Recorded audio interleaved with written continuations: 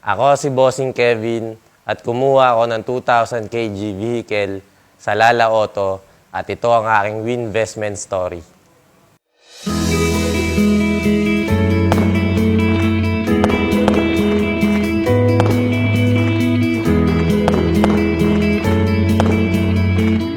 Bali, before ko nakilala si Lala Auto, nag-work ako as ER nurse for 3 years.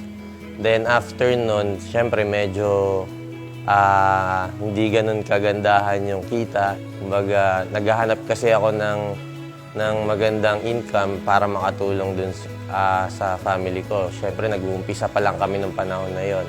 Doon na nag-start yung journey ko as marketing professional. So, nag-work ako doon almost 9 years. So, nung pandemic days, nakapag-start kami ng small business online. Then, doon na nagsimula yung journey namin sa small business na yon. Then, nung medyo okay na yung yung market natin nun, na pagkwentuhan namin nung kumpare ko, naikwento niya nga sa akin yung delivery service na pinasok niya, yun nga, which is Lala Move.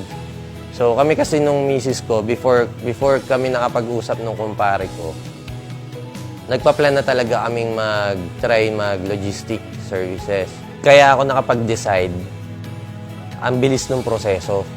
So, ilang araw lang, since nung na-approve yung loan nila, nakuha agad nila yung unit nila. Tapos, yun, inintay lang yung ORCR tsaka yung prangkisa. Nakabiyahin na agad sila. Actually, nung kumuha ako, hindi naman ako nag-i-expect na kaagad yung maganda agad. Kasi alam naman natin, syempre, on process yun Kumbaga, hindi mo naman makukuha agad yung tatargetan mo. Pero nagulat ako, sir. Kasi yung tina-target ko sa isang linggo, kayang-kaya palang kuhanin nang walang hirap. Basta tsatsagain mo lang. Tsaka aralin mo talaga yung proseso. Madali lang naman aralin yung proseso. Nung una, akala ko mahirap. Pero nung na-experience ko rin one time, kasi sinubukan ko rin sumama, madali lang pala. Kumbaga yung sa sarili, self-esteem, yung ego ko, naging maganda yung effect sa akin. Kumbaga bumalik yung kumpiyansa ko sa sarili.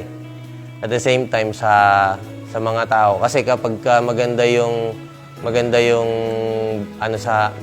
dating sa iyo nung ginagawa mo, kung mahal mo yung ginagawa mo, magre-reflect yun sa mga tao mo. Actually, ang pinaka first priority namin ngayon is mag-expand nga. So, yun yung pinaka-target namin, madagdagan yung truck namin para mas makatulong din kami sa ibang tao na nangangailangan. So, kung makakadagdag kami nun, yung lahat ng gusto namin, susunod na yun. Madali nang makuha. Kumbaga, pinaka-target namin talaga is expansion. 100%. Pwede kong i-recommend kasi maganda talaga yung line ni Lala Move. Sa financially, maganda yung income. Tsaka makakatulong din tayo sa ibang tao. Ang simple message ko kay Lala Move, unang-una, maraming salamat at nagkaroon ako ng chance na makapag-start ng business kay Lala Move. Tapos yun, maraming salamat kasi maraming taong natutulungan si Lala Move financially. Sana lumaki pa lalo yung yung serbisyo natin at mas lalo pang tumagal tayo sa merkado.